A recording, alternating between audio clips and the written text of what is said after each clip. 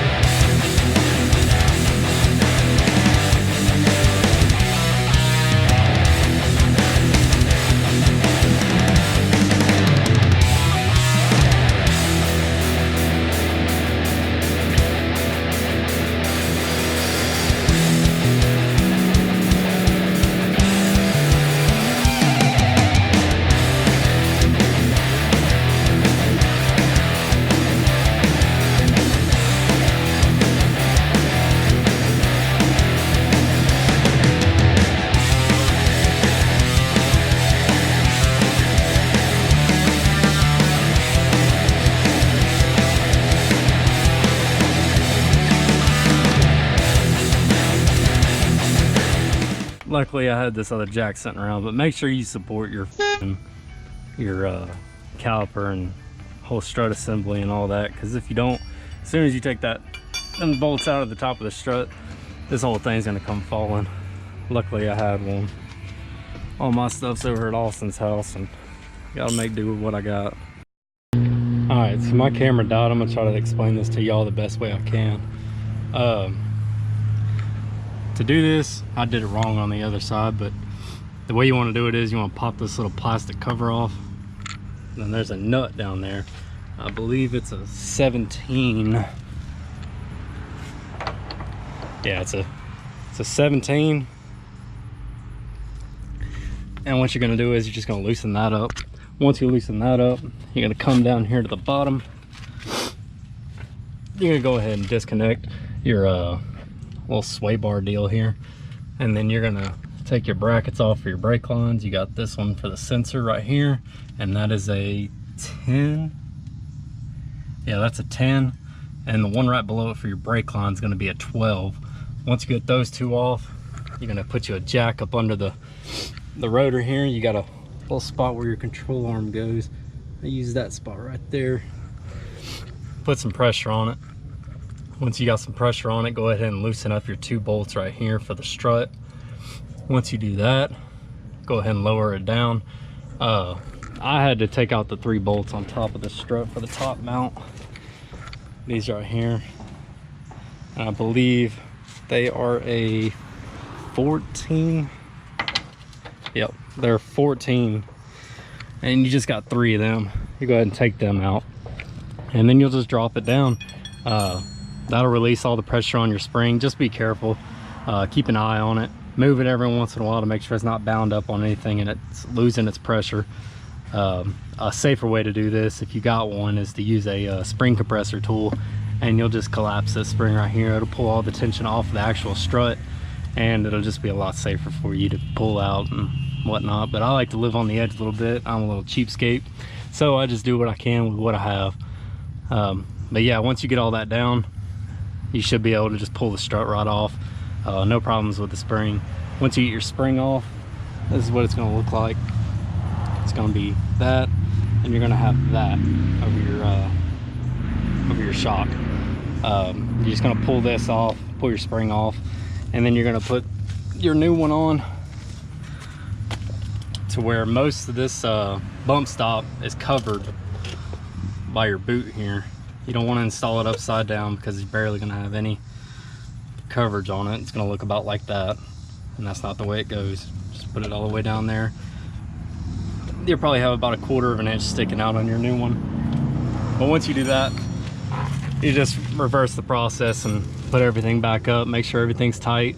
I'd recommend go ahead and getting your shock put up through the top hat and get all that bolted up. The shock part of the strut does have a flat end on it, only on one side, so it's only going to go up and through on one side. So you got to make sure your hats line up to where that flat part will go straight through it. If not, you're gonna have problems. So just make sure and wiggle it. Make sure you don't have any movement in it. And then once you verify that you got that all the way through, go ahead and tighten up your bolt up top for the shock. Once you get that tight, go ahead and tighten up your 3 bolts up there for the top hat, and then you'll come down here, bolt up your strut with the 2 bolts. You put in your sway bar link or whatever you want to call this right here, and then you'll just bolt up your 2 brackets right here, and you'll be good to go. Let the pressure off of everything and throw your wheel back on. All right, well, we're gonna get started on the back. Hopefully I can record a little bit more for y'all. All right guys, well, this is what the car looks like. I ended up deciding not to do the back. I compared the two, the e-box springs and the factory springs. The factory springs end up being another inch or 2 shorter than the e-box spring, so I don't know if that's an Rspec option or what, but I wasn't about to put on springs that look taller than the ones that were on it. But you hardly got any fender gap in the back. That's factory for the Rspec. And then in the front, you can definitely tell a difference. You got maybe an inch or 2 of wheel gap now. Like, you can barely fit your hand in there. Before, you can move your hand up and down real easy, but I think it came out pretty good.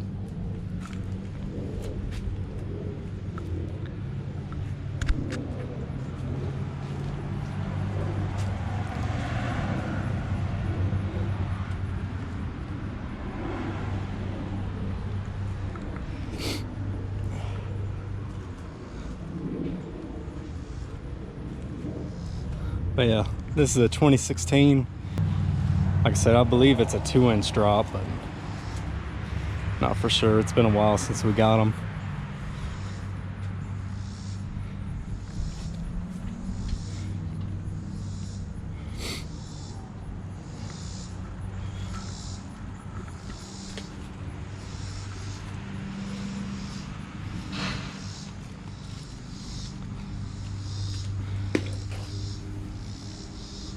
All in all, it wasn't that hard. This is my first time doing one, and I probably had it done in about an hour.